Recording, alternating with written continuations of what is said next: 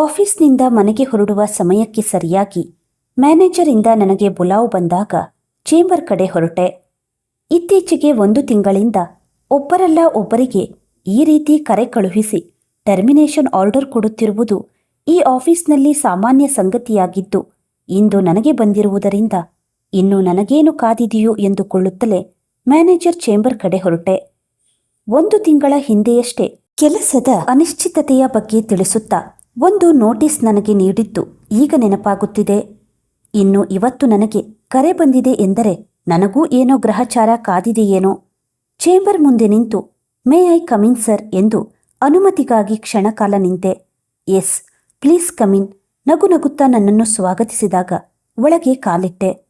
Please be seated ಎಂದಾಗ manager ಮುಂದಿರುವ ಕುರ್ಚಿಯಲ್ಲಿ ಕುಳಿತೆ.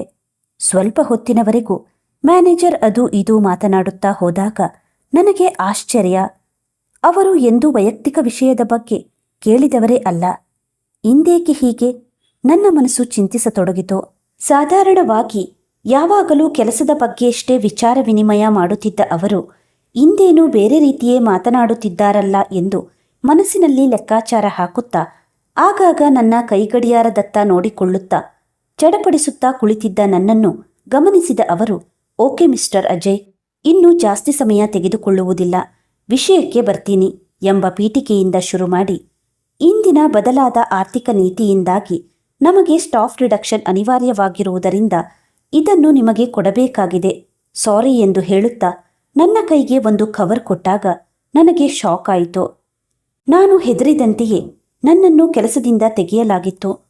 ಆದರೂ ತಕ್ಷಣ ಸೋಲು ಒಪ್ಪಿಕೊಳ್ಳುವುದು ಹೇಗೆ?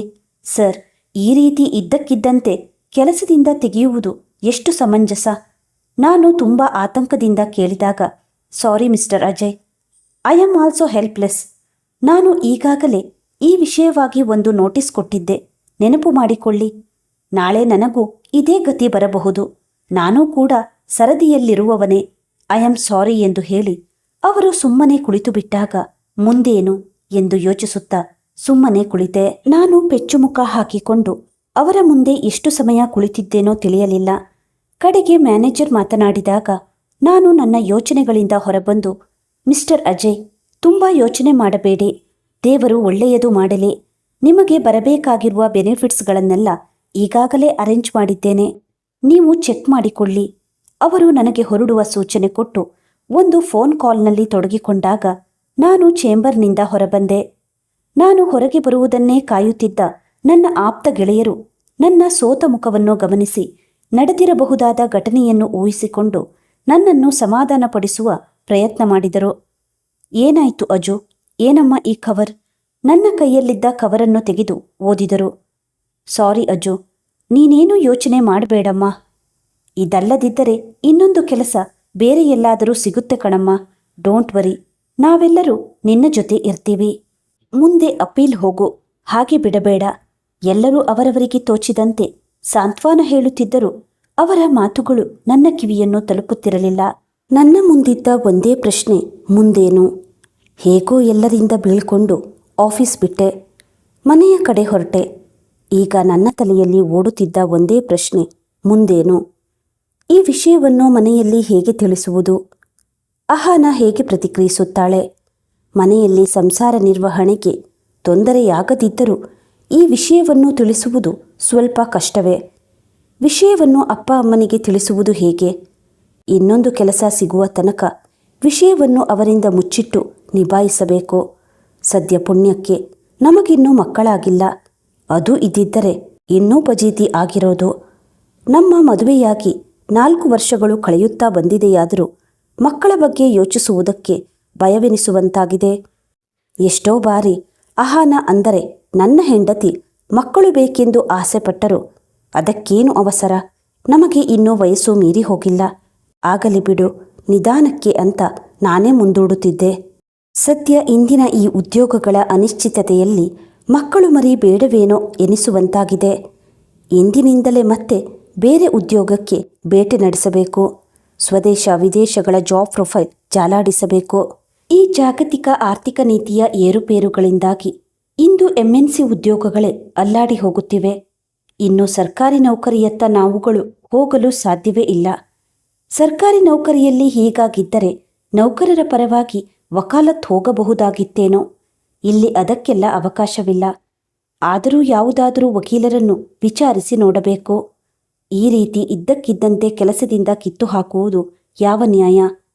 ನಾವು ಓದುವ ಕಾಲದಲ್ಲಿ ಸಾಫ್ಟ್ವೇರ್ ಫೀಲ್ಡ್ನಲ್ಲಿ ತುಂಬ ಅವಕಾಶಗಳು ಇವೆ ಎಂದು ನಾವೆಲ್ಲರೂ ಕಂಪ್ಯೂಟರ್ ಸೈನ್ಸನ್ನೇ ತೆಗೆದುಕೊಂಡು BE ಮುಗಿಸಿ ಈ ಫೀಲ್ಡನ್ನು ಅಪ್ಪಿಕೊಂಡಿದ್ದಾಯಿತು. ಅದೂ ಅಲ್ಲದೆ ಓದು ಮುಗಿಯುತ್ತಿದ್ದ ಹಾಗೆ MNC ಕಂಪನಿಯೊಂದರಲ್ಲಿ ಕೆಲಸ ಗಿಟ್ಟಿಸಿಕೊಂಡಿದ್ದೂ ಆಯಿತು. ನಮ್ಮ ಸ್ನೇಹಿತರಲ್ಲಿ ಕೆಲವರು US, UK, ಜರ್ಮನ್, ಆಸ್ಟ್ರೇಲಿಯಾ ಎಂದು ದೇಶವನ್ನು ಬಿಟ್ಟು ಅನಿವಾಸಿ ಭಾರತೀಯರಾಗಿದ್ದೂ ಆಯಿತು. ನಾನೂ ಸಹ ವಿದೇಶಕ್ಕೆ ಹಾರುವ ಕನಸನ್ನು ಹೊತ್ತುಕೊಂಡೇ ಶ್ರದ್ಧೆಯಿಂದ ಕೆಲಸ ಮಾಡುತ್ತಾ ಬಂದಿದ್ದೆ. ಎಷ್ಟೋ ಬಾರಿ ಮೈಯಲ್ಲಿ ಆರಾಮಿಲ್ಲದಿದ್ದರೂ ಮಾತ್ರೆ ನುಂಗಿಕೊಂಡೇ ಕೆಲಸ ಮಾಡಿದ್ದೆ. ರಜೆ ತೆಗೆದುಕೊಳ್ಳುವುದು ತುಂಬ ಕಷ್ಟವಾಗುತ್ತಿತ್ತು. ಹೀಗಾಗಿ ಎಂತೆಂತಹ ಅನಾರೋಗ್ಯದಲ್ಲೂ ನಾನು ರಜೆ ಹಾಕದೆ ಕೆಲಸ ಮಾಡಿದ್ದೆ. ಆದರೆ ಇಂದು ನನಗೆ ಸಿಕ್ಕ ಪ್ರತಿಫಲವಾದರೂ ಏನೋ. ಇತ್ತೀಚೆಗಂತೂ ಪ್ರಾಜೆಕ್ಟ್ ಸಿಕ್ಕುವುದು ತುಂಬ ಕಷ್ಟವಾಗುತ್ತಿದೆ. ಗಳಿಸಿರುವ ಕೆಲಸವನ್ನು ಉಳಿಸಿಕೊಳ್ಳಲು ಹರಸಾಹಸ ಪಡಬೇಕು. ಅಯ್ಯೋ, ನಾನು ಈಗಾಗಲೇ ವಿದೇಶಕ್ಕೆ ಹಾರಿಬಿಡಬೇಕಾಗಿತ್ತು. ಆದರೆ ಅಪ್ಪ ಅಮ್ಮನದು ಒಂದೇ ರಾಗ, ಮಗ ನಮ್ಮ ಕಣ್ಣೆದುರಿಗೆ ಇರಬೇಕು ಅಂತ. ಅವರ ಎಮೋಷನಲ್ ಬ್ಲ್ಯಾಕ್ಮೇಲ್ನಿಂದಾಗಿ ನಾನು ಇಲ್ಲೇ ಇರಬೇಕಾಗಿ ಬಂತು. ಆದರೆ ಇನ್ನು ಮುಂದೆ ಅವರ ಮಾತುಗಳನ್ನು ಲೆಕ್ಕಿಸುವುದಿಲ್ಲ. ಇಂದೇ ನನ್ನ ಸ್ನೇಹಿತರನ್ನು ಸಂಪರ್ಕಿಸಬೇಕು. ಸದ್ಯ ಅಹಾನಾಳದು ಹಾರ್ಡ್ವೇರ್ ಫೀಲ್ಡ್ ಆಗಿರುವುದು ಒಳ್ಳೆಯದೇ ಆಯಿತು. ಅವಳ ಆಫೀಸಿನ ಪರಿಸ್ಥಿತಿ ಹೇಗಿದೆಯೋ? ನೂರಾರು ಆಲೋಚನೆಗಳ ಆವರಣದೊಂದಿಗೆ ಗಾಡಿ ಓಡಿಸುತ್ತಿದ್ದ ನನಗೆ ಮನೆ ಬಂದದ್ದೇ ತಿಳಿಯಲಿಲ್ಲ. ನಾನು ಮನೆ ಸೇರಿದ್ದರೂ ಇನ್ನೂ ಅಹಾನ ಬಂದಿರಲಿಲ್ಲ.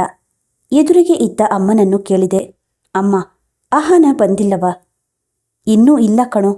ಸರಿ, ನಾನು ಕಾಫಿ ತರುತ್ತೇನೆ. ಅಮ್ಮ ಒಳಗೆ ಹೋದಾಗ ನಾನು ಅಲ್ಲೇ ಸೋಫಾದ ಮೇಲೆ ಉಸ್ಸೆಂದು ಕುಳಿತೆ. ಕಣ್ಮುಚ್ಚಿ ಮುಂದೇನು ಅಂತ ಯೋಚಿಸುತ್ತಾ ಕುಳಿತಿದ್ದ ನನಗೆ ಅಮ್ಮ ಕಾಫಿ ಹಿಡಿದು ಬಂದದ್ದು ಗೊತ್ತಾಗಲೇ ಇಲ್ಲ. ಅಜ್ಜು, ಯಾಕೋ ಹೀಗೆ ಕೂತೆ? ಹುಷಾರಾಗಿದ್ಯಾ ತಾನೆ? ಆಕಾಶ ತಲೆ ಮೇಲೆ ಕಳಚಿ ಬಿದ್ದವರ ಹಾಗೆ ಕೂತಿದ್ಯಲ್ಲ, ಏನಾಯಿತು? ಅಮ್ಮ ನನ್ನ ಪಕ್ಕ ಕುಳಿತು ಭುಜ ಹಿಡಿದು ಮಾತನಾಡಿಸಿದಾಗ ಕಣ್ಣು ಬಿಟ್ಟೆ. ಏನಿಲ್ಲಮ್ಮ, ಹೀಗೆ ಆಫೀಸಿನ ವಿಷಯ ಎಂದು ಹೇಳುತ್ತಾ ಕಾಫಿ ಕುಡಿದು ನನ್ನ ರೂಮ್ ಕಡೆ ಹೊರಟೆ. ಅಬ್ಬಬ್ಬ, ಏನು ಹುಡುಗನೋ, ಮನೆಗೆ ಬಂದ ಮೇಲಾದರೂ ಎಲ್ಲರ ಜೊತೆ ಮಾತನಾಡಿಕೊಂಡಿರುವುದು ಬೇಕಾಗಿಲ್ಲ. ದೊಡ್ಡವರ ಕಡೆ ಗಮನ ಇರೋದೇ ಇಲ್ಲ. ಈ ಕಾಲದ ಹುಡುಗರನ್ನು ಅರ್ಥ ಮಾಡಿಕೊಳ್ಳುವುದೇ ಕಷ್ಟ. ನಾವುಗಳು ಸಹ ಹೊರಗಡೆ ದುಡಿದು ಬರುತ್ತಿದ್ದೆವು. ಮನೆ, ಮಕ್ಕಳು, ಹಿರಿಯರು, ಅತಿಥಿಗಳು ಅಂತ ಚಾಚೂ ತಪ್ಪದೆ ಮನೆ ಹಾಗೂ ಬ್ಯಾಂಕ್ ಕೆಲಸಗಳನ್ನು ತೂಗಿಸಿಕೊಂಡು ಹೋಗುತ್ತಿದ್ದೆವು. ಎಲ್ಲವನ್ನೂ ನಿಭಾಯಿಸ್ತಿದ್ದೆವು. ಈಗಿನ ಕಾಲದ ಮಕ್ಕಳು ಹೊರಗಡೆ ಹೋಗಿ ಬಂದು ಬಿಟ್ಟರೆ ಮುಗಿಯಿತು. ಮನೆ ಕಡೆ ಏನೂ ಬೇಕಾಗಿಲ್ಲ. ಮುಂದೆ ಮಕ್ಕಳು ಮರಿ ಆದರೆ ಹೇಗೆ ನಿಭಾಯಿಸ್ತಾರೋ ಆ ದೇವರಿಗೇ ಗೊತ್ತು. ಅಮ್ಮ ಹೊರಗಡೆ ಒಬ್ಬಳೇ ಪೇಚಿಕೊಳ್ಳುತ್ತಿದ್ದದ್ದು ನನ್ನ ಕಿವಿಗೆ ಬಿತ್ತು. ರೂಮ್ನಲ್ಲಿ ಕುಳಿತು ಕಾಫಿ ಕುಡಿಯುತ್ತಾ ಅಮ್ಮನಾಡಿದ ಮಾತುಗಳನ್ನೇ ಮೆಲುಕು ಹಾಕಿದೆ. ಅಮ್ಮ ಹೇಳಿದ್ದರಲ್ಲಿ ಯಾವ ಉತ್ಪ್ರೇಕ್ಷೆಯೂ ಇರಲಿಲ್ಲ. ನಾನು ಮತ್ತು ಅಕ್ಕ ಚಿಕ್ಕವರಿದ್ದಾಗ ಅಮ್ಮ ಬ್ಯಾಂಕ್ ಹಾಗೂ ಮನೆಯ ಕೆಲಸಗಳನ್ನು ಅಚ್ಚುಕಟ್ಟಾಗಿ ನಿರ್ವಹಿಸಿ ಇಬ್ಬರನ್ನೂ ಒಂದು ಮಟ್ಟಕ್ಕೆ ತಂದು ನಿಲ್ಲಿಸಿ ತಮ್ಮ ಕರ್ತವ್ಯಗಳನ್ನು ಮುಗಿಸಿದ್ದರು. ಅಕ್ಕನ ಮದುವೆ, ನನ್ನ ಮದುವೆ ಎಲ್ಲವನ್ನೂ ಅವರು ಸರ್ವಿಸ್ನಲ್ಲಿದ್ದಾಗಲೇ ಮಾಡಿ ಮುಗಿಸಿದ್ದರು. ಆಗಿನ ಕಾಲದಲ್ಲಿ ಅವರಿಗೆ ಮೈತುಂಬಾ ಕೆಲಸವಿರುತ್ತೆಂಬುದು ನಿಜವೇ. ಆದರೆ ಅವರಿಗೆ ಕೆಲಸದ ಅಭದ್ರತೆ ಇರಲಿಲ್ಲ. ಒಮ್ಮೆ ಕೆಲಸಕ್ಕೆ ಸೇರಿದರೆಂದರೆ ಅವರಾಗಿಯೇ ಬಿಡುವವರೆಗೂ ಯಾರೂ ಅವರನ್ನು ಕದಲಿಸುವಂತಿರಲಿಲ್ಲ. ಅವರಿಗೆ ನಮ್ಮ ರೀತಿಯ ಕಷ್ಟಗಳು ಅರ್ಥವಾಗುವುದಿಲ್ಲ. ಒಂದು ರೀತಿ ಅಂತಹ ಕೆಲಸಗಳೇ ಒಳ್ಳೆಯದು ಅಂತ ಅನ್ನಿಸುತ್ತೆ. ನಮಗೆ ಯಾವ ರೀತಿಯ ಕಷ್ಟವೂ ಕಾಡದಂತೆ ತುಂಬ ಚೆನ್ನಾಗಿ ಬೆಳೆಸಿದ್ದರು. ಅಮ್ಮನಿಗೆ ಕೆಲಸ ಕಳೆದುಕೊಂಡ ವಿಷಯವನ್ನು ಹೇಗೆ ತಿಳಿಸುವುದು? ಈಗ ತಿಳಿಸುವುದೇ ಬೇಡ. ಮುಂದೆ ಹೇಗೂ ಯಾವುದಾದರೂ ಕೆಲಸ ದೊರಕುವವರೆಗೆ ಈ ವಿಷಯವನ್ನು ಮುಚ್ಚಿಡುವುದೇ ಸರಿ. ಕಾಫಿ ಕುಡಿದು ಮುಗಿಸಿ ನಾನು ಹೊರಗೆ ಬರುವ ವೇಳೆಗೆ ಅಹಾನ ಬಂದಿದ್ದಳು. ಹಾಯ್, ಹೇಗಿತ್ತು ಈ ದಿನದ ಕೆಲಸ ಎಂದು ನಾನು ಕೇಳಿದಾಗ ಅವಳು ಆಶ್ಚರ್ಯಪಡುತ್ತಾ, ಇದೇನು ಹೊಸದಾಗಿ ಈ ರೀತಿ ಕೇಳ್ತಿದ್ದೀಯಲ್ಲ, ಎವ್ರಿಥಿಂಗ್ ಈಸ್ ಆಸ್ ಯೂಶುವಲ್ ಎಂದು ಹೇಳಿದ ಅವಳು ರೂಮಿನತ್ತ ಹೋದಾಗ ನಾನೂ ಸಹ ಅವಳ ಹಿಂದೆಯೇ ಹೋದೆ. ಅವಳು ಸಹ ಯಾಕೋ ಮಾಮೂಲಿನಂತೆ ಕಾಣುತ್ತಿರಲಿಲ್ಲ.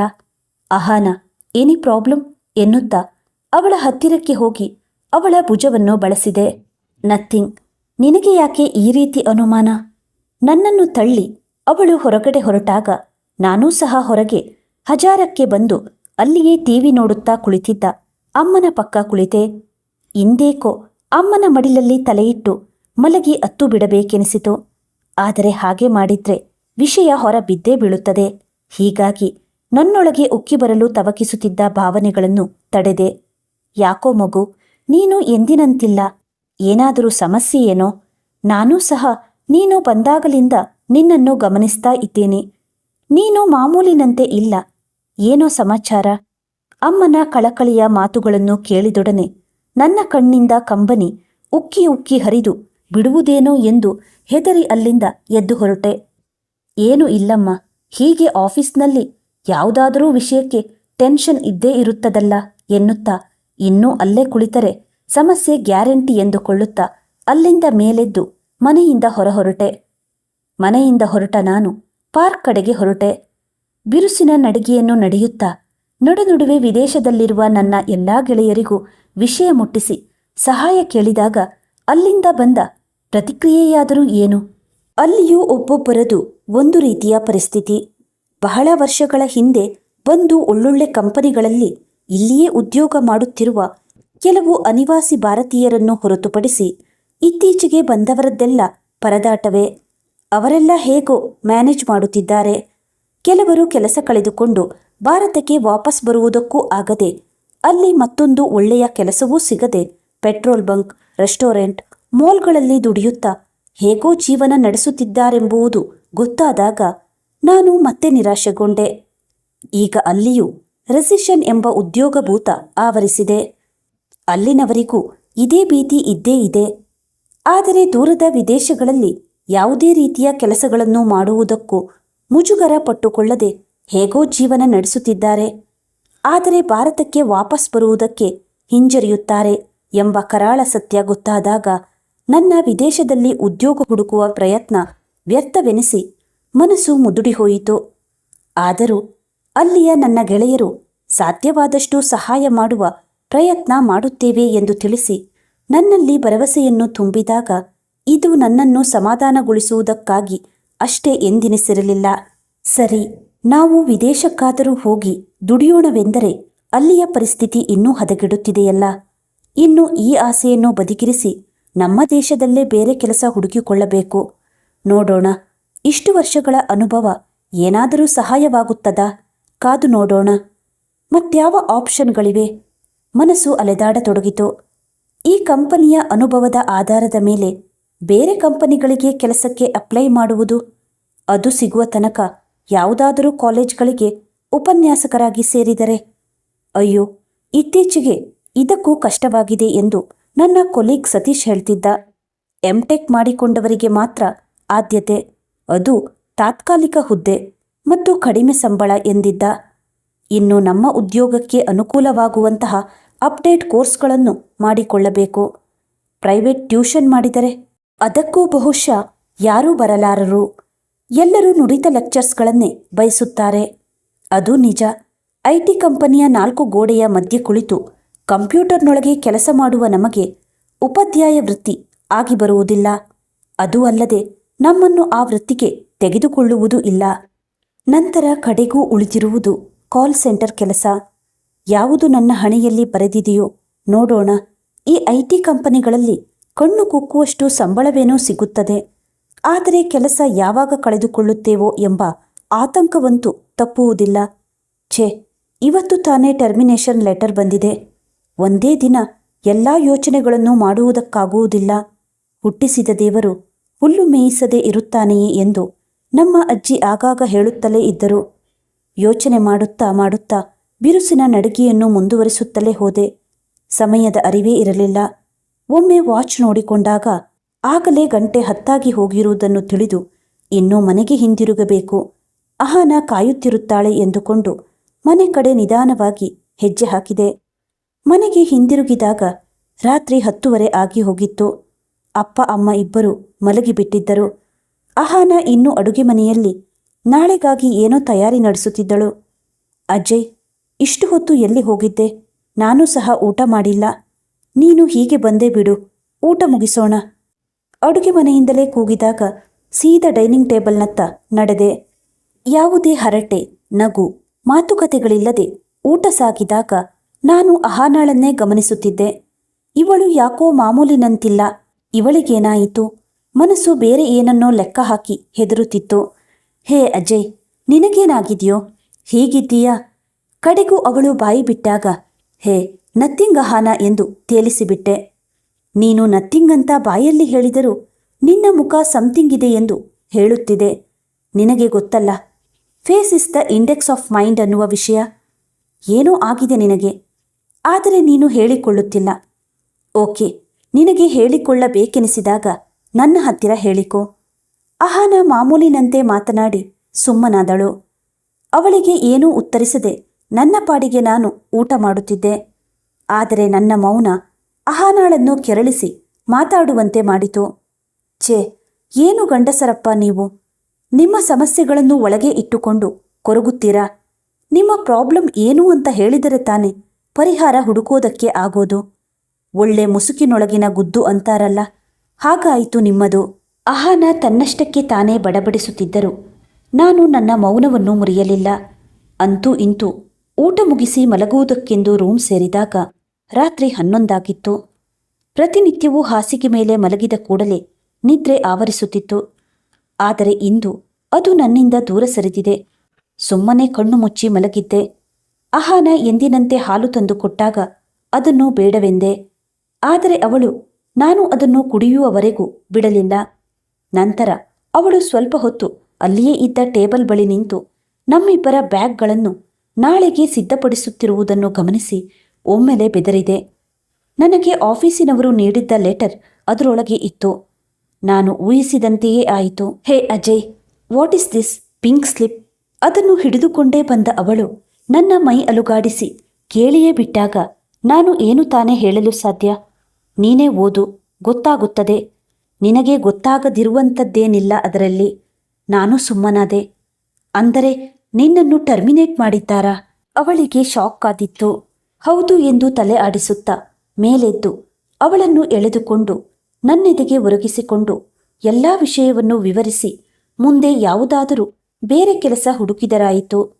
ಅಲ್ಲಿಯವರೆಗೆ ನಿನಗೆ ಕೆಲಸ ಇದೆಯಲ್ಲ ಎನ್ನುತ್ತಾ ಅವಳನ್ನು ಸಾಂತ್ವನಗೊಳಿಸಿದಾಗ ಅವಳು ಅವಳ ಆಫೀಸಿನ ಪರಿಸ್ಥಿತಿಯನ್ನು ವಿವರಿಸಿ ಹೇಳುತ್ತಾ, ಸರಿ ಅಜಯ್, ಈಗ ಸದ್ಯಕ್ಕೆ ನನ್ನ ಕೆಲಸದ್ದು ಪ್ರಾಬ್ಲಮ್ ಆಗಲಾರದು ಅಂತ ಅಂದ್ಕೋತೀನಿ. ಆದರೆ ನಾಳೆ ಏನಾಗುವುದೆಂದು ಹೇಳಲಾಗುವುದಿಲ್ಲ. ನನಗೂ ಇಂತಹ ಭಯ ಇದ್ದೇ ಇದೆ.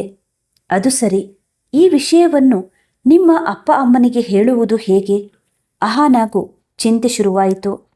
ಇರಲಿ ಬಿಡು ಅಹಾನ, ಈ ವಿಷಯವನ್ನು ಈಗಲೇ ಅವರ ಮುಂದೆ ಹೇಳಿ ಅವರ ಚಿಂತೆಯನ್ನು ಹೆಚ್ಚಿಸುವುದು ಬೇಡ. ಹೇಗೋ ಯಾವುದಾದರೊಂದು ಕೆಲಸ ಸಿಕ್ಕೇ ಸಿಗುತ್ತದೆ, ಆಗ ಹೇಳಿದರಾಯಿತು. ನಾನು ಈಗಾಗಲೇ ಈ ವಿಷಯದ ಬಗ್ಗೆ ನನ್ನ ಆನ್ಶೋರ್ ಫ್ರೆಂಡ್ಸ್ಗಳಿಗೂ ವಿಷಯ ತಿಳಿಸಿದ್ದೇನೆ. ನೀನೇನು ಚಿಂತೆ ಮಾಡಬೇಡ. ಏನಂತಾರೆ ನಿಮ್ಮ ಆನ್ಶೋರ್ ಫ್ರೆಂಡ್ಸ್? ಅಹಾನ ಕೇಳಿದಾಗ ಅವಳಿಗೆ ವಿದೇಶದ ಇಂದಿನ ಪರಿಸ್ಥಿತಿಯನ್ನು ವಿವರಿಸಿದೆ. ಅವಳಿಗೆ ಬೇಸರವಾದರೂ ತೋರಿಸಿಕೊಳ್ಳದೆ ನನ್ನೆದೆಯ ಮೇಲೆ ಬೆರಳಾಡಿಸುತ್ತಾ, ಇರಲಿ ಬಿಡು ಅಜು, ಈಗ ಸದ್ಯಕ್ಕೆ ನನಗೆ ಕೆಲಸ ಇದೆ. ನಿನಗಿರುವ ಅನುಭವಕ್ಕೆ ಬೇರೆ ಎಲ್ಲಾದರೂ ಪ್ರಯತ್ನಿಸಿದರಾಯಿತು ಹೇಳಿದಾಗ ಇಷ್ಟು ಹೊತ್ತು ನನ್ನ ಮನದೊಳಗಿದ್ದ ದುಗುಡಗಳೆಲ್ಲ ಕರಗಿ ಹೋಗಿ ನನ್ನ ಮನಸ್ಸು ಹಗುರವಾಗಿ ಹೋಯಿತು. ಥ್ಯಾಂಕ್ ಯು ಅಹು, ನಿನ್ನ ಬೆಂಬಲ ಹೊಂದಿದ್ದರೆ ಎಂತಹ ಕಷ್ಟಗಳನ್ನಾದರೂ ಎದುರಿಸುತ್ತೇನೆ ಎನ್ನುತ್ತಾ ಅವಳನ್ನು ಇನ್ನೂ ಹತ್ತಿರಕ್ಕೆ ಎಳೆದುಕೊಂಡೆ. ನಾಳೆಯಿಂದ ಮತ್ತೆ ಕೆಲಸಕ್ಕೆ ಭೇಟಿ ನಡೆಸೋಣವಂತೆ. ಈಗ ಮಲಗೋಣ. ಅವಳನ್ನು ಒತ್ತರಿಸಿಕೊಂಡೇ ದೀಪವಾರಿಸಿ ಮಲಗಿದೆ. ಅಹಾನಾಳಿಗೇನೋ ನಿದ್ರೆ ಬೇಗ ಹತ್ತಿತು. ನಾಳೆಯಿಂದ ಕೆಲಸ ಇಲ್ಲದ ನನಗೆ ನಿದ್ರೆಯಾದರೂ ಹೇಗೆ ಬಂದೀತು? ತಲೆಯಲ್ಲಿ ನೂರಾರು ಆಲೋಚನೆಗಳು ಒಮ್ಮೆಲೆ ನುಗ್ಗಿದವು. ಈ ಜಾಗತಿಕ ಆರ್ಥಿಕ ಅಸಮತೋಲನಗಳ ಅಬ್ಬರದಲ್ಲಿ ನಮ್ಮಂಥವರು ಗುರಿಯಾಗುತ್ತಿದ್ದೇವೆ. ವಿದೇಶಗಳಲ್ಲೂ ಈಗ ಕೆಲಸ ದೊರೆಯುವುದು ಅಷ್ಟು ಸುಲಭವಲ್ಲ. ನನ್ನ ಹಿಂದಿನ ಬ್ಯಾಚ್ನವರೆಲ್ಲ ಹೇಗೋ America, England, Japan, Germany, Australia ಮುಂತಾದ ದೇಶಗಳಲ್ಲಿ ಹೋಗಿ ನೆಲೆಸಿಬಿಟ್ಟರು. ಆದರೆ ನನ್ನ ಹೆಸರು ಬರುವ ವೇಳೆಗೆ ವಿದೇಶಗಳಿಗೆ ಕಳುಹಿಸುವುದು ನಿಂತೇ ಹೋಯಿತು. ನಾನು ಮೊದಲೇ ಅಲ್ಲಿಗೆ ಹೋಗಿ ಬಿಡಬೇಕಾಗಿತ್ತು. ಹೋಗಲಿ, ಇಲ್ಲಿಯೇ ಹೇಗೋ ನೆಮ್ಮದಿಯಾಗಿ ಇರೋಣವೆಂದರೆ ಅದಕ್ಕೂ ಹೀಗೆ ಕಲ್ಲು ಬಿತ್ತಲ್ಲ. ನಾನು ಮತ್ತು ಅಹಾನ ಇಬ್ಬರು ತಾಂತ್ರಿಕ ಶಿಕ್ಷಣ ಪಡೆದು ಉದ್ಯೋಗದಲ್ಲಿ ಅನುಭವ ಪಡೆದಿದ್ದೇವೆ. ನಮ್ಮಂಥವರು ಕೆಲಸಕ್ಕಾಗಿ ಪರದಾಡುವ ಬದಲು ನಾವಿಬ್ಬರೇ ಸೇರಿ ಯಾವುದಾದರೊಂದು ಸ್ವಂತ ಉದ್ಯೋಗವನ್ನು ಪ್ರಾರಂಭ ಮಾಡಿದರೆ ಹೇಗೆ? ಬೇರೆ ಕಡೆ ಉದ್ಯೋಗದ ಭೇಟಿ ಯಾಕೆ ಬೇಕು? ಎಲ್ಲಿ ಕೆಲಸಕ್ಕೆ ಸೇರಿದರೂ ಇದೇ ಅಭದ್ರತೆ ಇದ್ದೇ ಇರುತ್ತದೆ. ನಾವೇ ಏನಾದರೂ ಸ್ವಂತವಾಗಿ ಮಾಡಲು ಪ್ಲಾನ್ ಮಾಡಬೇಕು. ಹಾಗೆ ಮುಂದೆ ಬರಬೇಕಾದರೆ ಕೇವಲ BE ಡಿಗ್ರಿ ಸಾಕಾಗುವುದಿಲ್ಲ, MS ಮಾಡಬೇಕು. ಈಗ ನನಗೆ ದೊರೆತಿರುವ ಅವಕಾಶವನ್ನು ಉಪಯೋಗಿಸಿಕೊಂಡು MS ಮಾಡಿದರೆ ಹೇಗೆ? ಸದ್ಯ ಕೈತುಂಬ ಸಂಬಳ ಬಂದಾಗ ಹೆಚ್ಚು ದುಂದುವೆಚ್ಚ ಮಾಡದೆ ಸ್ವಲ್ಪ ಹಣವನ್ನು ಸೇವಿಂಗ್ಸ್ ಮಾಡಿರುವುದರಿಂದ ಈಗ ಓದುವುದಕ್ಕೆ ಹೋಗಲು ಅಷ್ಟು ಕಷ್ಟವಾಗಲಾರದು. ಕೆಲಸಕ್ಕೆ ಸೇರಿದಾಗಿನಿಂದಲೂ ನನ್ನ ಅಮ್ಮ ಅಪ್ಪ ಇಬ್ಬರು ದುಂದುವೆಚ್ಚ ಮಾಡದಿರುವಂತೆ ತಿಳುವಳಿಕೆ ಹೇಳುತ್ತಲೇ ಇದ್ದುದರಿಂದ ನನಗಾಗಲಿ ಅಹಾನಾಳಿಗಾಗಲಿ ಸುಮ್ಮನೆ ಮಾಲ್ಗಳಿಗೆ ನುಗ್ಗಿ ಬೇಕಾದ್ದು ಬೇಡವಾದದ್ದನ್ನು ತರುವ ಚಟ ಇಲ್ಲ. ಈಗ ಅದು ಎಷ್ಟು ಸಹಾಯವಾಯಿತು ಎನ್ನಿಸುತ್ತಿದೆ. ಹೇಗೋ 2 ವರ್ಷ MS ಮುಗಿಸಿಬಿಟ್ಟರೆ ಆಗ ಏನು ಬೇಕಾದರೂ ಮಾಡಬಹುದು, ಇಲ್ಲವೇ ಒಳ್ಳೆಯ ಕೆಲಸ ಸಿಗಲೂಬಹುದು. ಇರಲಿ, ನಾಳೆ ಅಹಾನಾಳೊಂದಿಗೆ ಇದರ ಬಗ್ಗೆ ಡಿಸ್ಕಸ್ ಮಾಡಿದರಾಯಿತು. ಈಗ ನಿದ್ದೆ ಮಾಡೋಣ. ನನ್ನ ಈ ನಿರ್ಧಾರ ಗಟ್ಟಿಯಾಗುತ್ತಾ ಹೋದಂತೆ ಮನಸ್ಸು ಸ್ವಲ್ಪ ಹಗುರವಾಗತೊಡಗಿತು. ಮಗ್ಗಲು ಬದಲಾಯಿಸಿದಾಗ ಮಗುವಿನಂತೆ ಮಲಗಿ ನಿದ್ರಿಸುತ್ತಿದ್ದ ಅಹಾನಾಳನ್ನು ಮುದ್ದಿಸಬೇಕೆನಿಸಿ ಅವಳ ಹತ್ತಿರಕ್ಕೆ ಹೋಗಿ ಅವಳನ್ನು ತಬ್ಬಿಕೊಂಡು ಮಲಗಿದಾಗ ಸಾಯಂಕಾಲದಿಂದ ನನ್ನನ್ನು ಕಾಡುತ್ತಿದ್ದ ಮಾನಸಿಕ ಸಂಘರ್ಷ ಕಡಿಮೆಯಾದಂತಾಗಿ ಮನಸ್ಸು ಹಗುರವಾಯಿತು. ಮಾರನೆಯ ದಿನ ಎದ್ದ ಕೂಡಲೇ ಅಹಾನಾಳೊಂದಿಗೆ ನಾನು MS ಮಾಡಬೇಕೆಂದುಕೊಂಡಿರುವ ವಿಷಯವನ್ನು ತಿಳಿಸಿದಾಗ ಮೊದಲು ಅವಳು ಅದನ್ನು ಒಪ್ಪಿಕೊಳ್ಳದಿದ್ದರೂ ಅದರಿಂದ ಮುಂದೆ ಆಗುವ ಎಲ್ಲ ರೀತಿಯ ಪ್ರಯೋಜನಗಳನ್ನು ವಿವರಿಸಿ ಹೇಳಿದಾಗ ಅವಳು ಒಪ್ಪಿಕೊಂಡಳು. ಹಿಂದಿನ ದಿನ ಸಂಜೆಯಿಂದ ನನ್ನ ಮನಸ್ಸಿಗೆ ಕವಿದಿದ್ದ ಮಬ್ಬು ಹರಿದು ಮುಂಜಾವಿನ ಮುಂಬೆಳಕು ಹೊಸ ಹೊಳಪು ಹರಡಿಕೊಳ್ಳತೊಡಗಿತು. ಮನಸ್ಸು ಹಕ್ಕಿಯಂತೆ ಹಾರಾಡತೊಡಗಿ ಈ ನನ್ನ ನಿರ್ಧಾರವನ್ನು ಅಪ್ಪ ಅಮ್ಮನಿಗೆ ಈಗಲೇ ತಿಳಿಸಬೇಕೆಂದು ರೂಮ್ನಿಂದ ಹೊರಗೋಡಿದೆ.